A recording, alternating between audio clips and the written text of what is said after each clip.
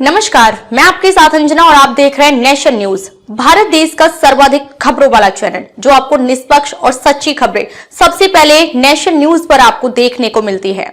आइए बढ़ते हैं आज की बड़ी खबर की ओर। असद के भागते सीरिया पर इजराइल का बड़ा हमला, 3 एयरबस पर की बमबारी, दर्जनों विमान व हेलीकॉप्टर तबाह।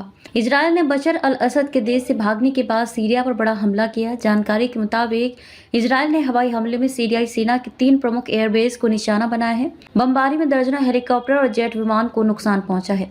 रॉयटर्स ने सूत्रों के आधार पर बताया कि उत्तर पूर्व सीरिया में कमीशली हवाई अड्डा, होम्स के ग्रामीण इलाकों में शिंशर हवाई अड्डा और राजधानी दमिश्क के दक्षिण पश्चिम में अकरबा एयरबेस को निशाना बनाया गया है। इसके अलावा राजधानी दमिश्क के बाहरी इलाके में स्थित एक शोध केंद्र और सईदा जैनब क्षेत्र में इलेक्ट्रॉनिक युद्ध केंद्र पर भी हमला किया गया है। सभी सामरिक हथियारों को नष्ट कर देंगे इजराइल।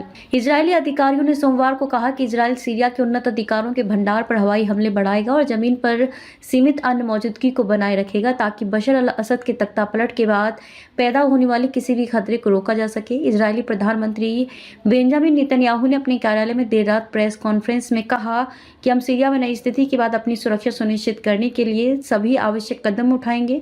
मिसाइलों को नष्ट करेगा इजराइल की सेना पूरे सीरिया में भारी रणनीतिक हथियारों को नष्ट करेगी। सतह से हवा में मार करने वाली मिसाइलें, वायु रक्षा प्रणाली, सतह से सतह पर मार करने वाली मिसाइलें, क्रूज मिसाइलें, लंबी दूरी के रॉकेट और तटीय मिसाइलों को भी तबाह किया जाएगा।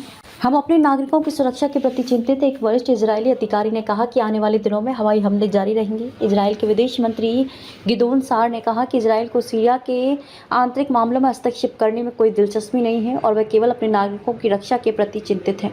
बफर जोन में घुसी इजरायली सेना। विदेश मंत्री ने कहा कि हम रणनीतिक हथियार प्रणालियों और बचे हुए रासायनिक हथियारों व लंबी दूरी की मिसाइलों, रॉकेटों को तबाह कर रहे हैं। इसका उद्देश्य यह है कि ये खतरनाक हथियार चरमपंथियों के हाथों में न लगे। इस बीच इजरायल की सेना ने गोलान हाइट्स पर सीरिया की सीमा पर लगी बारूदी सुरंग को हटा दिया है। इसके अलावा सीरिया के बफर जोन में इजरायल की सेना घुस चुकी है।